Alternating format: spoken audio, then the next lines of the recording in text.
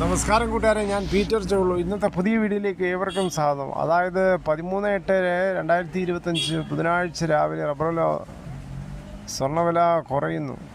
ഇനി റബ്ബർ വില കോട്ടയം ബോർഡ് വില RSS 4 kilo 201, RSS 5 kilo 198, ISL 20 175, latex 60% DRC 138.45 ഇതാണ് കോട്ടയം ബോർഡ് വില.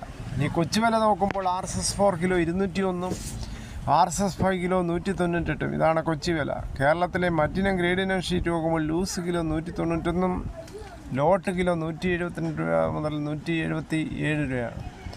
ഒട്ടുപാൽ നോക്കുമ്പോൾ 80% DRC ഒട്ടുപാൽ കിലോ 129, 60% DRC ഒട്ടുപാൽ കിലോ 96.75 രൂപ. ഇന്നത്തെ വിലയിൽ ISNL 1 രൂപയാണ് കുറഞ്ഞിരിക്കുന്നത്. കേരളത്തിലെ വ്യാപാരി വില നോക്കുമ്പോൾ വ്യാപാരി വില Kottayam RSS 4 kilo 193, RSS 5 kilo 190, ISNL 20 168 രൂപ 50 മുതൽ 169 രൂപയാണ്. ഒട്ടുപാൽ നോക്കുമ്പോൾ 70% DRC ഉള്ള ഒട്ടുപാൽ വ്യാപാരി വിലയിൽ 108 മുതൽ 117 വരെയാണ്. ഇതാണ് ഇന്നത്തെ രാവിലത്തെ വ്യാപാരി വില. കനത്ത മഴയും കനത്ത കാറ്റുമൊക്കെ കഴിഞ്ഞ് വീണ്ടും ശുഭപ്രതീക്ഷയിൽ ടാപ്പിംഗ് നടന്നിരുന്ന പല സ്ഥലങ്ങളിൽ ഇപ്പോൾ ടാപ്പ് ചെയ്യാതെ വീണ്ടും മഴയിലേക്ക് പോവുകയാണ്.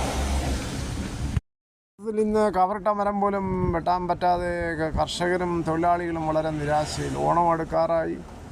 കുട്ടികൾക്ക് തുണിയും മറ്റും ഓണ സാമാനങ്ങളൊക്കെ എടുക്കണം, പറ്റുകടയിൽ പൈസ കൊടുക്കണം എന്നീ പല ആശയങ്ങൾ വെച്ചാണ് ടാപ്പിങ്ങിന് മിക്ക ആൾക്കാരും തുടങ്ങിയത്. പക്ഷേ ഈ കനത്ത മഴയും മറ്റും കാരണം നിരാശയിലേക്ക് പോവുകയാണ് എല്ലാവരും.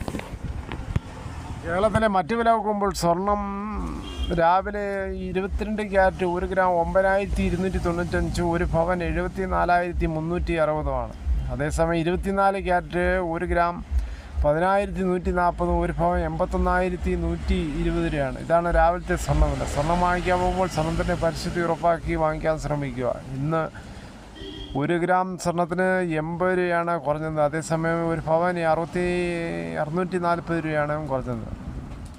തേങ്ങ ചകിരിയില്ലാത്ത മുട്ടത്തേങ്ങ കിലോ 90, വെളിച്ചെണ്ണ ലിറ്ററിന് 500, കൊക്കോ 340, കശുവണ്ടി 110, കച്ചോലം 450, കുരുമുളക് അൺഗാർബിൾഡ് കിലോ 674, കുരുമുളക് ഗാർബിൾഡ് കിലോ 694, കുരുമുളക് പുതിയത് 664, ഉപ്പറ എടുത്തപടി 224, ചുക്ക് ബെസ്റ്റ് 250, മഞ്ഞൾ സേലം 155, അടയ്ക്ക പുതിയത് 350, പഴയത് 360, കാഞ്ഞിരക്കുരു 1850, കയർ ഇഴക്കയർ 10, കരിപ്പൊട്ടി കയർ 10 മുതൽ 15, ജാതിക തൊണ്ടോട് കൂടി 270, പൈനാപ്പിൾ പച്ച 28, പഴം 30.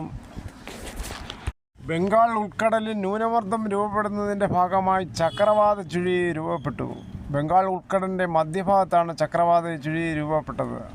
ഇന്നത് ന്യൂനമർദ്ദമായി മാറിയേക്കും. അതിൻ്റെ ഫലമായാണ് ഈ മഴ ഇങ്ങനെ പെയ്യുന്നത്. ഇതോടുകൂടി ഈ വീഡിയോ ഇവിടെ പൂർണ്ണമാകുന്നു.